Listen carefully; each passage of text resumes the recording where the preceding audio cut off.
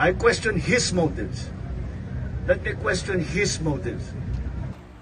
So hi mga Kabs, kumusta? PJTV ako pa ito. Sana sa buting kalagayan at malusog yung pangangatawan. So, kung di ka pa naka-follow, i-follow mo na aking Facebook page, YouTube channel, TikTok account, at huwag kalimutan ma-like and share. Tara, umpisa natin ang video.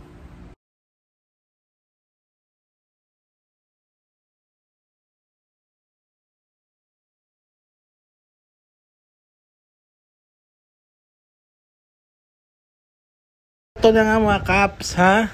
Sinong hindi maiinis na itong si Kibuloy nagtatago na nga, kine-consume pa yung 10 million, ha? Na bounty. Kung nasaan siya makita, may reward na 10 million ng tao makakapagturo kung nasaan si Kibuloy. Kine-question pa ito ni Kibuloy at ng mga tao niya. Bakit daw may ganyan? Sino ba ang source ng 10 million na yan? Wala kayong pake. Kung gusto nyong sagutin yan, ha, ng gobyerno, ng 10 million na kung sino nagbigay, magpakita na si Kibuloy.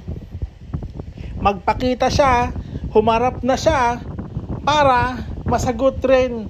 O, pagpakita niya, pagpa-surrender niya, edi, ito nagbigay ng 10 million. Ito mga taong tawagan yan, di ba?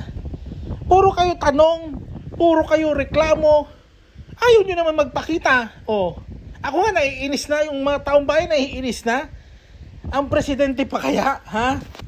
Manila Bulletin News, President Marcos challenge embattled televangelist Pastor Apollo Kibuloy to come out of hiding and face the accusations hurled against him instead of questioning the reward set up for information leading to his arrest.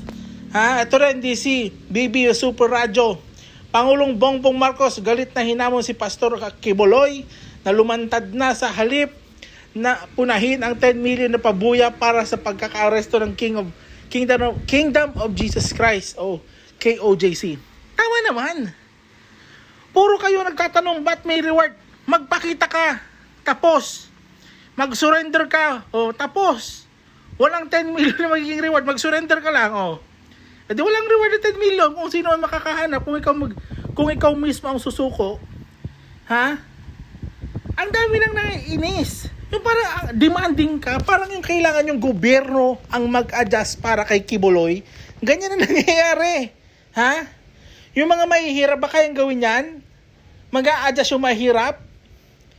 Diba? Nakikita nyo naman, diba? Nagigets yung point ko? Porque ito si Kibuloy, maraming backer, may pera, etc. etc. Napaka-demanding. Ibang klase. Ha? Ngayon mo gawin yung stop. Ipa-stop mo to. Kung anak ka ng Diyos, kung ikaw ang pinadala ng Diyos dito, ipa-stop mo tong problema mo to. Gusto mo? Kung gusto mo mag-stop, magpakita ka na. Harapin mo na ang mga problema ang dapat mong harapin. Ganun kasimple. Takot ka kasi guilty ka. Ganun lang yun. Kung hindi ka guilty, nagpakita ka na matagal na. Ha? Ang dami nang naiinis. Ang hindi na lang naiinis yung mga grupo nyo. Tapos yung mga followers ni Digong, yan na lang. Ito yung video, panoorin nyo kung gaano naiinis ang ating Pangulo. Ay, ako, comment down below and share. Sinusundan lang namin ang batas. Sundin din niya ang batas. Yun lang.